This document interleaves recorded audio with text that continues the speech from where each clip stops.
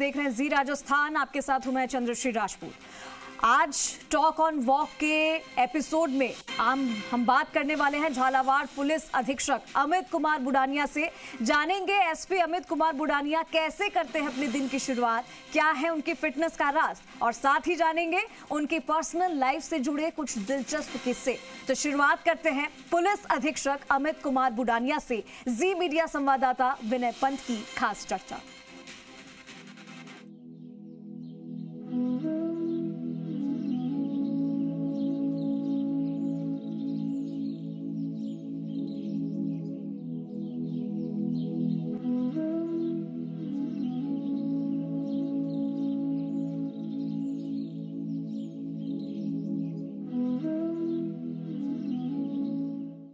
Good morning जी राजस्थान देख रहे हैं आप, और टॉक ऑन वॉक में आपका स्वागत है।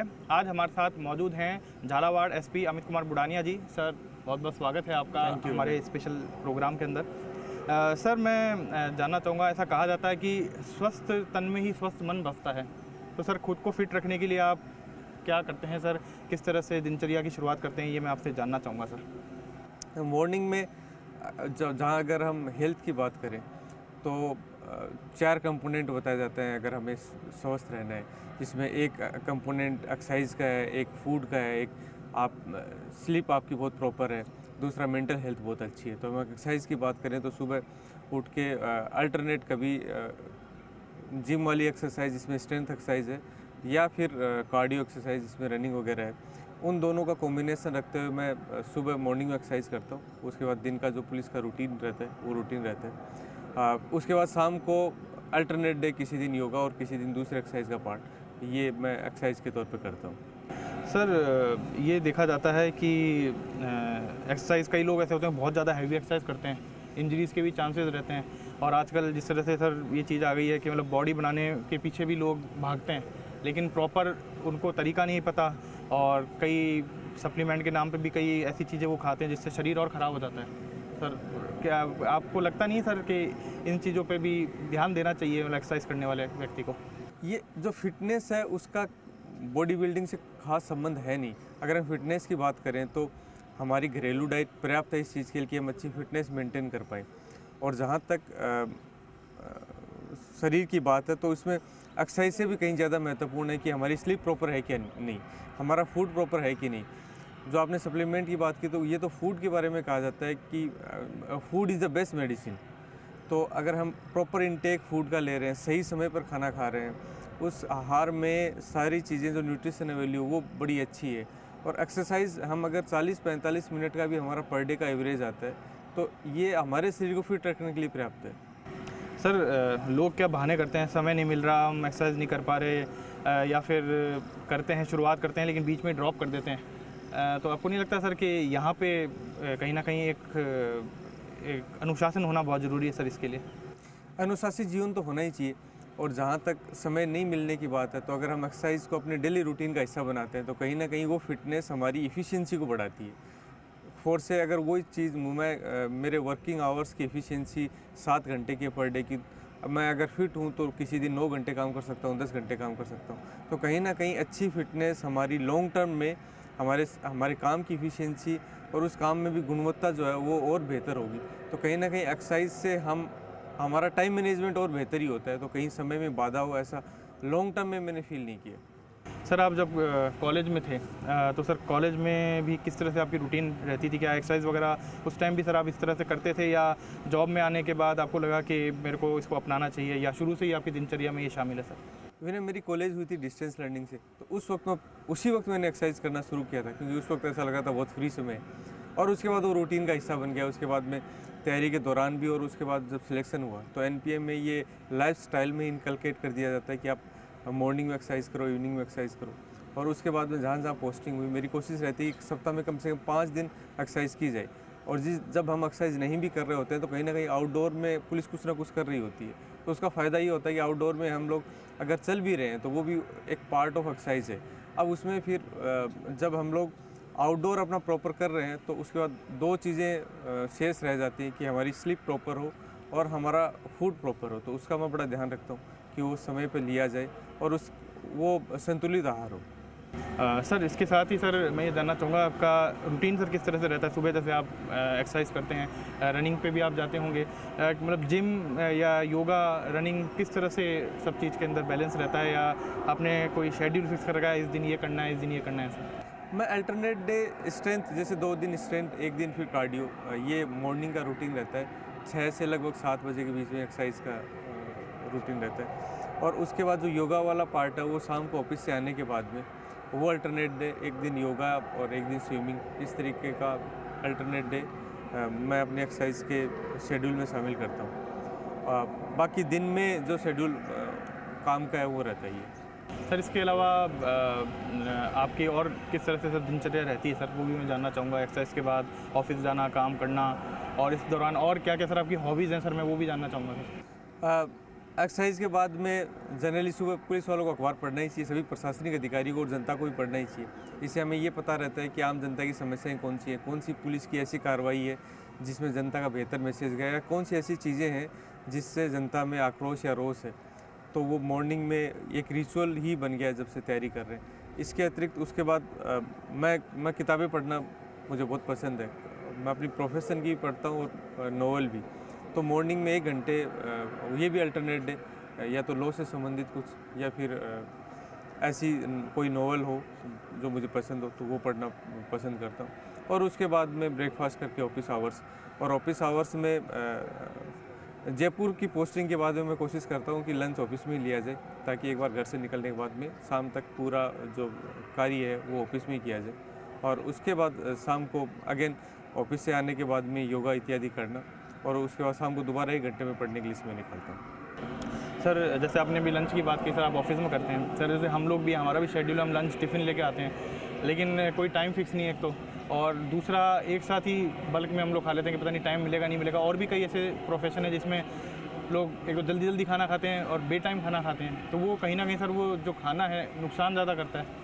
नहीं, ये कहा जाता है कि अगर एक विंडो तो हम समय का बांध ही सकते हैं। जैसे अगर मुझे 1:30 से 4 से 3 बजे के बीच में खाना खाना है तो वो एक विंडो, उसमें तो सप्ताह में 6 दिन वो शेड्यूल फॉलो हो ही सकता है। हो सकता है किसी एक दिन किसी वजह से डिस्टर्ब हो जाए, तो वो तो अपनी लाइफ भी में भी इस तरह का रहता है कि वो उस डिस्टर्बेंस से खास फर्क भी नहीं पड़ता, लेकिन ये शेड्यूल बांधा ही जा सकता है।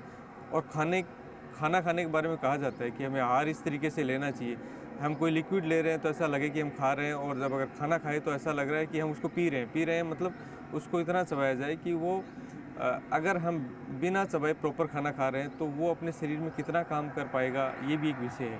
तो अच्छा आहार जाने का मतलब वो शरीर में अच्छे तरीके से उसका डाइजेशन भी हो।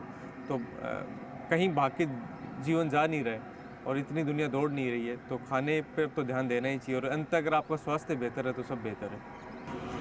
सर मैं जैसे आपने बताया आपको नावल पढ़ने का भी शौक है सर, तो आपका सर फेवरेट नावल कौन सा है, और उसमें क्या चीज़ आपको एक और मतलब इतनी बेहतर लगी या अच्छी लगी जिसने आपको अपनी तरफ अट्रैक्ट किया, और उससे भी आपने कुछ चीज़ सीखी हो या दूसरे को भी आप कुछ कहना चाहें सर? मैं नावल में हिंदी नावल प्रेमचंद के बहुत सारे पढ़ता रहता हूँ, और इसके अतिरिक्त जो इंग्लिश नावल हैं उसमें जो लाइफ स्टाइल से संबंधित नावल हैं, फेवरेट इन द से लीडरशिप से संबंधित कोई नावल है, या ऐसा कोई नावल है जिसमें आम जनता के साथ हम बेहतर संवाद कैसे करें, हमारी कम्युनिकेशन कैसे बेहतर हो, तो उनके साथ जुड़ाव कैसे हो, इस तरह के नावल मुझे खासकर पसंद है। सर इसके अलावा सर जैसे आपने कहा नावल आप पढ़ते हैं, स्विमिंग भी आप करते हैं, और सर आप मूवीज़ वगैरह देखने का भी आपको शौक है सर? मूवीज़ अगर बात करें तो कौन सी मूवी आपकी फेवरेट मूवी है सर? बहुत समय पहले जब तैयारी के दौरान था तब मूवी देखा करते थे। अभी रिसेंटली जैसे प्रिजनर एक मूवी थी, वो देखिए, क्राइम थ्रिलर टाइप का ही है, तो मोस्टली क्राइम थ्रिलर या मूवी अगेन जो जीवन के संघर्ष पे बनी है उस तरह की मूवी बेहतर पसंद। लेकिन मूवी देखने के लिए समय जनरली कम मिलता है, तो साल में 2-3 मूवी मैं देख पाता हूँ। सर अगर बात करें सर मूवी की हम बात कर रहे हैं, तो सर कौन सी मूवी या कौन सा करेक्टर जो आपको लगता है कि हाँ ये आपसे कहीं ना कहीं मतलब मैच होता है, या आप खुद को उसमें देखते हैं सर? ऐसा कोई करेक्टर या कोई मूवी आपको ध्यान होता है? ये जैसे अभी मैंने प्रिजनर की बात की, तो इस करेक्टर को मैंने काफ़ी करीब पाया खुद के, कि उसमें जब क्राइम थ्रिलर हम देख रहे होते हैं तो एक चश्मा होता है जिसमें कोई व्यक्ति उस क्राइम को, अपने जो पीड़ित है वो देख रहा होता है कि ये क्राइम कैसे हुआ और इसमें अपराधी कौन है, और उसमें जो पुलिस वाला है वो अलग दृष्टिकोण से देख रहा होता है। और इन द लास्ट उस मूवी के हम प्रोसेस में देखते हैं कि जो शिकायतें उसकी पुलिस से रहती हैं, लास्ट में मूवी के ख़त्म होते होते तक पता चलता है वो सारी शिकायतें गलत है। और उस कहीं ना कहीं उस फिल्म में ये भी है कि एक पेशेंस के साथ में और गहरी समझ के साथ में बेहतर पुलिसिंग हो सकती है क्राइम डिटेक्शन को लेकर। तो ये कैरेक्टर मुझे लगता है काफ़ी करीब मैं खुद के पाता हूँ। सर आपकी जब स्टूडेंट लाइफ थी सर, जब आप स्कूल में थे, तो सर तब किस तरह के स्टूडेंट आप थे सर? खुद को आप मतलब किस तरह से रैंकिंग उस दौरान के को अगर याद करें तो देना चाहेंगे सर? मैं तो एवरेज से तो थोड़ा ठीक था, लेकिन ऐसा भी नहीं था कि बहुत अच्छा था। उस वक्त मस्तीखोर भी था, तो खूब लड़ाइयाँ झगड़े भी स्कूल में टीचर्स के साथ हुआ करते थे। कोई बात नहीं मैं मानता था, होमवर्क प्रॉपर नहीं करता था। तो स्कूल की लाइफ बहुत कॉम्पिटिटिव नहीं होनी चाहिए मेरा मानना है, और मैं बहुत कॉम्पिटिटिव था भी नहीं। तो उसी तरीके से स्कूल की लाइफ थी। सर जैसे अभी देखते हैं सर, बच्चे हैं सर स्कूल जाने वाले, आजकल 8th 9th पे क्लास के बच्चों भी इतना प्रेशर, डॉक्टर बनना, इंजीनियर बनना, उनके ऊपर थोप दिया जाता है, कोचिंग वगैरह। और जो अनफॉर्चुनेट हम खबरें भी सुनते हैं सर, प्रेशर में आके बच्चे सुसाइड भी करते हैं। तो ऐसे में सर आप पेरेंट्स को और स्टूडेंट्स को कुछ कहना चाहेंगे? जैसे मेरा ये मानना है कि हमें जीवन में जो बनना है वो तो बहुत बाद में डिसाइड होता है। बचपन में घर वाले चाहते थे मैं डॉक्टर बनूँ, तो मेरे ननिहाल में भी मुझे डॉक्टर कहते हैं। उसके बाद में घर वालों को लगता था मैं इंजीनियर बनूँ, तो 12th के बाद मैं IIT की तैयारी करने कोटा चला गया। उन दोनों में से कुछ नहीं बना। तो कहीं ना कहीं मेरा ये मानना है कि 12th से पहले हम अपने जो स्टूडेंट लाइफ में पेरेंट्स की भूमिका है कि बच्चों को हम अनुशासित तो करें, लेकिन सपने नहीं थोपें। इसलिए हाईली कॉम्पिटिटिव वर्ल्ड में अगर हमने सपने थोप दिए, तो सबसे बड़ा उनके साथ जो कॉम्प्रोमाइज़ कर रहे हैं वो ये है कि उनको स्ट्रेस में हम लोग लेके आ रहे हैं, और वो पूरा नहीं होने पर वो कहीं ना कहीं कोई उल्टा कदम उठ सकता है, या जीवन को गलत दिशा मिल सकती है। उस बच्चों को लगता है कि मैं इस जीवन में ज़्यादा बेहतर कर सकता हूँ, इस फील्ड में ज़्यादा बेहतर कर सकता हूँ, तो उसका वो चुनाव कर नहीं पाएगा। तो मुझे लगता है कि उनको फ्री रखना, उनको अनुशासित रखना, इस चीज़ की जिम्मेदारी है, बजाय कि उन पर कोई परसेंटेज इतने आने चाहिए, वो कोई चीज़ थोपना उनके ऊपर। इन चीज़ों से कहीं ना कहीं पेरेंट्स को बचना चाहिए। सर जैसा आपने बताया स्कूल के बारे में, आपने बताया कॉलेज के बारे में, आपने बताया डिस्टेंस लर्निंग, सर उसके बाद जॉब लगी। सर शादी पहले हो गई थी या जॉब के बाद शादी? ये शादी, मैं जब झालावाड़ पोस्टिंग था तभी शादी हुई थी मेरी। सर ये कहते हैं कि शादी के बाद लाइफ पूरी चेंज हो जाती है, क्योंकि आपका जो जीवन साथी है आपको उसके अकॉर्डिंग खुद को डालना पड़ता है, कुछ चेंजेस करने पड़ते हैं, कॉम्प्रोमाइज़ करने पड़ते हैं। तो ऐसा सर आपने कुछ किया होगा? नहीं, ये तो चेंजेस तो होते ही हैं। हम जब कॉलेज में भी होते हैं तो अच्छे दोस्त मिलते हैं, तो हमारी जीवन शैली में काफ़ी सकारात्मक बदलाव आते हैं। ऐसे ही शादी के बाद में सकारात्मक बदलाव तो आते ही हैं। बहुत सारी चीज़ें जो आप देख नहीं पाते खुद के भीतर कि आपके भीतर क्या कमी है या क्या और बेहतर होना चाहिए। आपका पार्टनर होता है, उसको खास फर्क नहीं पड़ता कि वो आपकी आलोचना कर रहा है नहीं कर रहा है। तो अगर वो खुले मन से आलोचना करके बताए कि ये चीज़ें बहुत ठीक नहीं है या ये ठीक की जानी चाहिए, तो वो लाइफ स्टाइल में ठीक होती हैं। जैसे मैं फूड को लेकर, न्यूट्रिशन को लेकर बहुत पर्टिकुलर नहीं था, लेकिन शादी के बाद में मैं अब उसमें बहुत अनुशासित हूँ। और मुझे लगता है कि बेहतर जीवन के लिए 90% तो फूड का और स्ट्रेस फ्री लाइफ का ही रोल है। तो इसमें कहीं ना कहीं शादी का बहुत अहम रोल होता है। सर आपके साथ चर्चा आगे भी इसी तरह से जारी रखेंगे। वक्त है एक छोटे से ब्रेक का, हम जल्द हाजिर होंगे। बने रहिए जी राजस्थान पर।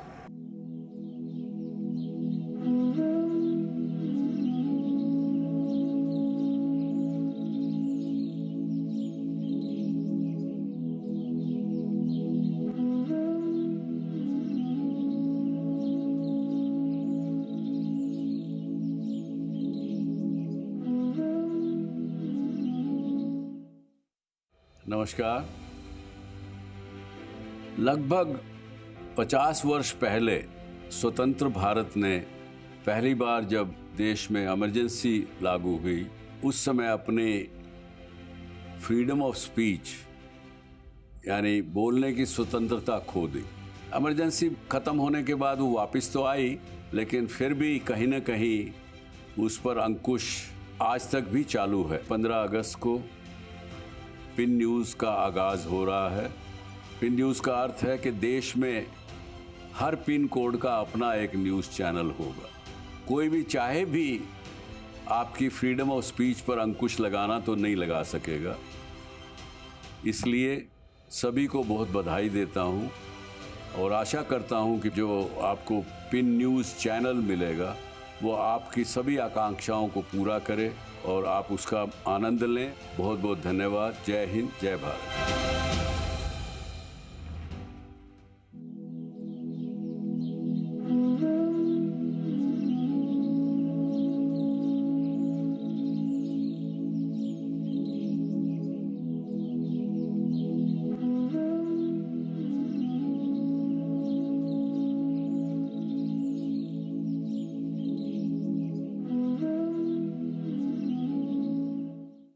एक बार फिर से स्वागत है आप सभी का ब्रेक के बाद जी राजस्थान पर। टॉक ऑन वॉक आप देख रहे हैं। आज हमारे साथ मौजूद हैं झालावाड़ एसपी अमित कुमार बुडानिया जी। सर, ब्रेक पे जाने से पहले आपसे कई चीज़ों पे चर्चा हुई, कई चीज़ों पे आपसे वार्तालाप हुई। सर, एक चीज़ मैं और जानना चाहूँगा एक्सरसाइज के संबंध में ही। कई बार देखा जाता है एक्सरसाइज करते वक्त काफ़ी इंजरीज हो जाती हैं और फिर आदमी डरता भी उस चीज़ को करने में। वो सोचता कि जो चीज़ हम हेल्थ के लिए कर रहे थे उसी से नुकसान और हो गया। तो सर, इंजरी फ्रीज अगर एक्सरसाइज की बात हम करें तो सर उसमें क्या क्या हो सकता है और किस तरह से इस पर ध्यान दिया जा सकता है? ये मैंने सबसे पहले सीखा कि कैसे इंजरी जो है अपने को रोक भी सकती है। जब एनपीए में हमारी ट्रेनिंग हुआ करती थी तो उससे पहले जितनी एक्सरसाइजेज की उसमें इतना ध्यान ही नहीं दिया, लेकिन वहाँ देखते थे साथियों की किसी को इंजरी हो गई और इंजरी के बाद हॉस्पिटलाइज हो गई और उसके बाद में कई बार महीनों तक की ट्रेनिंग है वो डिस्टर्ब हो गई और उसके बाद में उसी रूटीन में आने में बड़ा समय लगता था। तो कहीं ना कहीं हम बाद में ये लगा कि शरीर जो है वो मशीन तो नहीं है। तो जब भी हम एक्सरसाइज करें तो दो चीज़ों का बहुत बेसिक से ध्यान रखें कि एक तो अपने शरीर की क्षमताएं सब व्यक्तियों की अलग अलग है, तो हम अपनी क्षमता के मुताबिक और उम्र के मुताबिक एक्सरसाइज करें। तो कहीं अपने आप को पुश करने की इतनी ज़रूरत नहीं है कि हम बहुत ही हार्डर पुश कर दें। हम धीरे धीरे अपने शरीर को ढालें एक्सरसाइज की तरफ और बहुत हार्ड अपने शरीर को किसी स्थिति में नहीं डालें जहाँ शरीर खुद हमें रोक रहा हो। दूसरा, जब भी हम एक्सरसाइज करें तो जो वार्म अप और कूल डाउन का कॉन्सेप्ट है कि पहले शरीर को वार्म करें ताकि अपने जो एक्सरसाइजेस के लिए अपने शरीर उसके लिए तैयार हो पाए। तो वार्म अप बहुत सारे लोग या तो करते नहीं है, बहुत कम करते हैं। मेरे को लगता है अगर वो दो चीज़ों का ध्यान रखें, वार्म अप प्रॉपर करें और उसके बाद कूल डाउन प्रॉपर करें, ताकि एक्सरसाइज के बताया जाता है 3 कंपोनेंट है, एक स्टेमिना है, एक आपका स्ट्रेंथ है और तीसरा है फ्लेक्सिबिलिटी। तो अगर आपकी फ्लेक्सिबिलिटी ठीक रही और आपका स्टेमिना ठीक रहा तो फिर इंजरी प्रोन एक्सरसाइजेज आप नहीं करोगे और इंजरी फ्री एक्सरसाइज आप कर पाओगे। सर, जो न्यूट्रिशन है उसका भी काफ़ी सर अहम रोल है और इस पे ध्यान नहीं दिया जाता। इसको लेके सरकार भी बार बार कहती है, खुद मोदी जी भी बोलते हैं कि इन चीज़ों का ध्यान रखें, खाने में ज़्यादा ऑयली चीज़ ना लें। तो सर, क्या चीज़ों का ध्यान न्यूट्रिशन में रखना चाहिए सर, विशेषकर खाने में? सर, मेरा यूपीएससी में जो ऑप्शनल मैंने लेने की सोची थी पाली विषय, उसके बाद तो 2 ऑप्शनल का कॉन्सेप्ट ख़त्म हो गया। तो बौद्ध धर्म में उस वक्त गौतम बुद्ध ने कहा था आहार के बारे में कि पोषण समर्थता ती आहारो, जिसमें पोषण की समर्थता है वो आहार है। यानी कि खाने का मतलब सिर्फ ऐसा नहीं भोजन है, जिसमें न्यूट्रिशन है वो आहार है। तो संतुलित आहार की जो हम बचपन से ही बात करते थे, किताबों में भी धार्मिक ग्रंथों में भी लिखा गया है, वो बड़ा ज़रूरी है। तो मुझे ये लगता है कि हमारे शरीर में क्या प्रोटीन प्रॉपर जा रहा है, क्या कार्बोहाइड्रेट प्रॉपर जा रहा है, क्या और फैट जितना जाना चाहिए उतना जा रहा है क्या, इन तीनों का जो कॉम्बिनेशन है वो ठीक है कि नहीं। खाने में बहुत मसालेदार खाना तो नहीं है, या खाना में हम कितना प्रोसेस्ड फूड खा रहे हैं। तो प्रोसेस्ड फूड और आजकल जो हाई शुगर कंटेंट फूड आ गए हैं बाज़ार में, जो पैकेज फूड है, उसने कहीं ना कहीं हमारी लाइफ को एडवर्सली डिस्टर्ब किया है, मुझे लगता है। तो इन चीज़ों से हमें दूर रहना चाहिए। हम जब जंगल की लाइफस्टाइल देखते हैं लोगों की, तो वो जितने भी जानवर होते हैं वो इतना हेल्दी इसलिए होते हैं कि उनकी लाइफ में प्रोसेस फूड पार्ट ही नहीं है। तो अगर हम सिर्फ उस पार्ट को भी हटा दें तो काफ़ी कुछ हमारा आहार संतुलित हो सकता है। बाकी जितने भी प्राकृतिक आहार हैं उसमें प्रकृति के तौर पे ही प्रोटीन प्राप्त है, कार्बोहाइड्रेट प्राप्त है। बस हम ये है कि प्रोसेस फूड को हटा दें और प्रोटीन इंटेक जितना फूड में शामिल कर सकते हैं, दालों में होता है, सोयाबीन में होता है, वो इंटेक हम शामिल करें।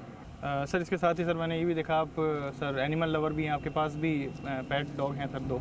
सर, किस तरह से सर आपकी रुचि में बढ़ी? क्या बचपन में भी आपके घर में कोई पेट था या फिर बाद में आपने पेट अपनाया? सर, नहीं, बीकानेर जब मैं एडिशनल एसपी सिटी था तब हम लोग डॉग लेके आए। हमारे पास 2 गोल्डन रिट्रीवर हैं।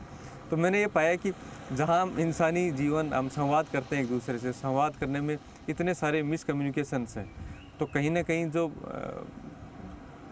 एडवर्स चीज़ें हैं, कहीं नेगेटिविटी है, वो आती है संवाद के माध्यम से, रिश्तों में भी आती है। तो अगर हम एनिमल की बात करें तो वो भाषा नहीं जानता, वो आपके सिर्फ एक्शंस जानता है, तो वो वहाँ मिसकम्युनिकेशन का चांसेस है नहीं।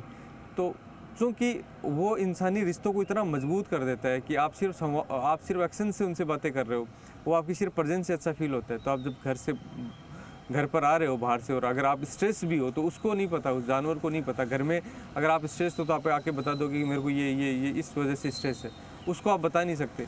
तो वो आपको खुश ही देखना चाहता है। तो कहीं ना कहीं जो पॉजिटिविटी होती है वो स्प्रेड होती है। जब वो आपको खुश देखना चाहता है और खुश करना चाहता है तो उसकी उछल कूद से आपके जीवन में कहीं ना कहीं पॉजिटिविटी आती है। तो मुझे लगता है घर में बहुत बेहतर माहौल के लिए बड़ा ज़रूरी है कि हम लोग एनिमल लवर बने, ताकि हम उनको देखकर खुश हो पाए। सर इसके अलावा आपको क्या लगता है सर, कुछ चीज़ें और जिसको सिस्टम में बदलना चाहिए, कुछ बदलाव करने की ज़रूरत है, चाहे डीलिंग की बात हो पब्लिक से या और भी चीज़ों के अंदर सर? मुझे लगता है हम एक ऐसे भारत में ऐसे ईरा में जी रहे हैं जहाँ डेमोग्राफिक डिवाइड बहुत ज़्यादा है या डिजिटल डिवाइड बहुत ज़्यादा है। यानी कि अगर एक पक्ष है शहरी आबादी, वो डिजिटल दुनिया में बहुत ज़्यादा उसका इन्वॉल्वमेंट है, लेकिन जहाँ ग्रामीण आबादी की बात करें तो डिजिटल दुनिया से कोई संबंध ही नहीं है। तो कहीं ना कहीं हमारी जो प्रशासन और पुलिसिंग है वो भी इसको देखते हुए होनी चाहिए। ऑफ लेट ये हो गया है कि डिजिटल इंटरेक्शन इतना हेवी होने से कहीं ना कहीं एक तो जो ऑफलाइन या लोगों से फिजिकली जो हमारा जुड़ने का तरीका था वो कहीं ना कहीं उस पर प्रभाव पड़ा है। तो अभी डीजीपी सर के आदेश भी है कि हमारी विजिबिलिटी हाईएस्ट इन फील्ड हो, यानी कि हमारा संवाद ग्राउंड लेवल पे और बेहतर हो। तो एक तो हम कम से कम ग्रामीण इलाके में अपने उस संवाद को जो पहले जन सुनवाइयाँ करते थे उपखंड लेवल पर, वो मेंटेन रहनी चाहिए। दूसरा जो डिजिटल एडवांसमेंट आया है उसका भी मुझे लगता है उसका थोड़ा और वो फास्ट इस मायने में होना चाहिए कि अब इस दौर में पुलिस के पास कई काम बढ़ गए हैं। जैसे साइबर अपराध एक बड़ी चुनौती बन गया है जिसमें हमारे बहुत सारे लोग खप रहे हैं, जिसमें हमारी कई सारी मैन पावर उसी में लगी हुई है। अपराधों की प्रकृति बदल गई है, अपराध कहीं ज़्यादा घटित हो रहे हैं तो उसमें कहीं ना कहीं मैन पावर ज़्यादा लग रही है। तो कैसे हम अपनी मैन पावर को मोर इफ़िशिएंट बने, तो इसके लिए जैसे बहुत सारी जांचें हैं या बहुत सारे जो संवाद हैं या बहुत सारी डिपार्टमेंटल प्रोसेस हैं जो ऑनलाइन हो सकती हैं, जिसमें फिजिकली अगर मैंने कोई कोटा, जैसे अभी कोर्ट की तारीख पेशियाँ ऑनलाइन होने लग गई हैं, तो ये ऑनलाइन इंफ्रास्ट्रक्चर और बेहतर हो ताकि लगभग सारी ही तारीख पेशियाँ ऑनलाइन हो जाए। अभी हमारा अगर कोई आईओ भरतपुर जाके तारीख पेशी के लिए जा रहा है तो कहीं ना कहीं आज के समय में ये बड़ा ऐसा लगता है कि इतने सारे आईओ को छोड़ना, उसके बाद पुलिसिंग भी कर पाना बड़ा मुश्किल हो गया। ऐसी विभागीय जो प्रक्रियाएं हैं उसमें उसी मात्रा में डिजिटलाइजेशन होना बड़ा ज़रूरी है ताकि उस समय को हम बचा पाएँ और उसको कोर जो पुलिसिंग है उसमें हम ध्यान दे पाएँ। सर मैं एक सवाल आपसे ये भी पूछना चाहूँगा कि हर जो आदमी होता है वो कोई ना कोई फोकस लेके चलता है या विज़न लेके चलता है आगे का। तो सर आप कोई विज़न लेके चल रहे हैं सर कि आगे इतने साल में मेरे को ये चीज़ हासिल करनी है या ये चीज़ है जो मेरे को करनी है, चाहे वो जनता के लिए हो, खुद के लिए हो या समाज के लिए हो, ऐसा कुछ? मुझे मेरे बारे में तो नहीं लगता। मैं बड़ा केओटिक सा रहा हूँ अपनी लाइफस्टाइल में भी और अभी पुलिसिंग में भी लगभग ऐसा ही है। मेरा ये मानना है कि जब हम लोग अपना काम कर रहे हैं तो एक इतना सा विज़न है कि पुलिस को देख के लोगों को क्या भरोसा कायम हो रहा है, क्या उस भरोसे कायम करने के लिए क्या क्या चीज़ें करनी चाहिए, उस प्रोफेशन को लेके क्या क्या चीज़ें करनी चाहिए। तो वो भरोसा कायम करने के लिए तो पुलिस का एक विज़न उस ज़िले के हिसाब से तो होना चाहिए। तो जो पद दिया गया, जिस पद पे मुझे सरकार ने मौका दिया, वहाँ ये ज़रूर इच्छा रहती है कि अगले साल 2 साल में इस ज़िले में या जहाँ भी जो पोस्टिंग दी गई उसमें ऐसा क्या किया जाए कि जनता का भरोसा बने और अपराधियों में डर कायम हो। तो उसके लिए कौन कौन से सुधार, आमूलचूल बदलाव हैं जो किए जाने चाहिए, या और ऑलरेडी जो कोर पुलिसिंग की चीज़ें जो इम्प्लीमेंट नहीं हो रखी उनको इम्प्लीमेंट किया जाए ताकि वो सुधार हो, वो ज़रूर रहता है। बाकी कोई लक्ष्य हो, कुछ सोच रखा हो, फोकस हो, ऐसा कुछ नहीं। सर इसके अलावा सर यूथ को आपको सर कहना चाहेंगे सर, चाहे स्वास्थ्य को लेकर हो या फिर उनके लक्ष्य को लेकर हो सर? तो ऑफ लेट मैंने 2 प्रॉब्लम यूथ में, भारत के युवाओं में देखी। जैसे बताया जाता है युवा देश की सबसे बड़ी पूंजी है और कोई देश उतना ही सक्षम है जहाँ जितना उसका युवा सक्षम है। 2 बड़ी गलत प्रवृत्तियाँ युवाओं में विकसित हो रही हैं। एक प्रवृत्ति विकसित हो रही है कि ड्रग की तरफ उनका रुझान हो रहा है। दूसरा ये जो इतना डिजिटल इन्फिल्ट्रेशन हो गया है तो कहीं ना कहीं ये एक एडिक्शन बनता जा रहा है। तो कहीं ना कहीं जो ग्राउंड है या जो फिजिकल दुनिया है उससे उनका टूटन हो रहा है और वर्चुअल दुनिया से जुड़ाव हो रहा है। तो लग रहा है कि कहीं वो आभासी दुनिया में जी रहे हैं। तो इन 2 चीज़ों से युवा दूर रहें क्योंकि ये दोनों ही वास्तविक नहीं है और असली दुनिया कहीं इनसे और अधिक बेहतर, खूबसूरत है। तो अच्छे सपने पालें, अच्छी हेल्थ रखें और इनका एडिक्शन इससे दूर रहें। सर बहुत बहुत धन्यवाद अपना कीमती समय हमें देने के लिए। Thank you. तो टॉक ऑन वॉक में फ़िलहाल के लिए आज इतना ही। और आपने देखा झालावाड़ एसपी अमित कुमार बुडानिया जी ने कितनी अच्छी बातें जो हैं हमारे साथ साझा की, यूथ के साथ साझा की, चाहे वो स्वास्थ्य के संबंध में हो या उनको किस तरह से उनका गोल अचीव करना उसके संबंध में हो। और इसी तरह से और नई और अच्छी बातें जानने के लिए देखते रहिए टॉक ऑन वॉक और खबरों के लिए बने रहिए जी राजस्थान पर। और मुझे दीजिए इजाज़त।